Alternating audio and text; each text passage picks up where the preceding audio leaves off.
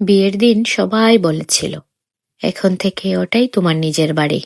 আমি বিশ্বাস করেছিলাম, কারণ বিশ্বাস করতেই তো শিখেছিলাম। কিন্তু খুব অল্প সময়ে বুঝলাম, নিজের বাড়ি আর মানিয়ে নেওয়ার জায়গা এক জিনিস নয়। কিন্তু এই বাড়িতে আসার পর আমি প্রথম যেটা হারালাম, সেটা হলো আমার কণ্ঠ। আমি কথা বলতাম, মত দিতাম, হাসতাম। এখন সবকিছুর আগে ভাবি, বললে কেউ কষ্ট পাবে কিনা।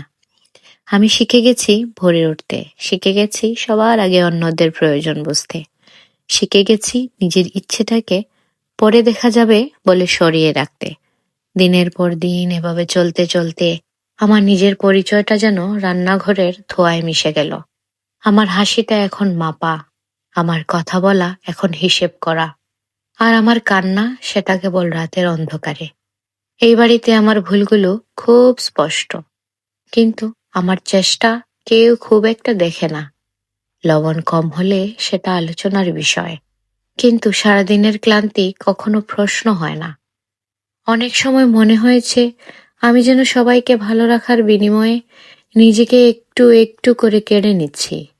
আমি শিখেছি অন্যায় হলেও ক্ষমা চাইতে, শিখেছি অবহেলাকে সহ্য করতে, শিখেছি নিজের কষ্টকে ছোট করে দেখতে। সবচেয়ে কষ্টের কথা কি জানেন? আমি যখন কাঁদি, তখন নিজেকেই বোঝাতে হয়, এটা তো সব মেয়ের সাথেই হয়, যেন কষ্টটা স্বাভাবিক হলেই তার ওজন কমে যায়। আমি অনেক রাত জেগে ভেবেছি, আমি কি খুব বেশি চেয়েছি? একটু সম্মান, একটু বোঝাপড়া, একটু নিজের মতো থাকার জায়গা। তবু আমি সব ছেড়ে চলে যাইনি, কারণ আমি জানি আমি দুর্বল নই। আমি সম্পর্ক আগলে রেখেছি, সংসার বাঁচানোর চেষ্টা করেছি, ভেঙে পড়েও দাঁড়িয়ে থেকেছি। কিন্তু আজ আমি বুঝেছি, মানিয়ে নেওয়া আর নিজেকে মুছে ফেলা এক নয়। ভালো বউ হওয়ার নামে নিজের আত্মসম্মান বিসর্জন দেওয়া কোনো গুণ নয়। আমি এখন এই শ্বশুর বাড়িতেই আছি, কিন্তু আজ আমি একটু বদলেছি।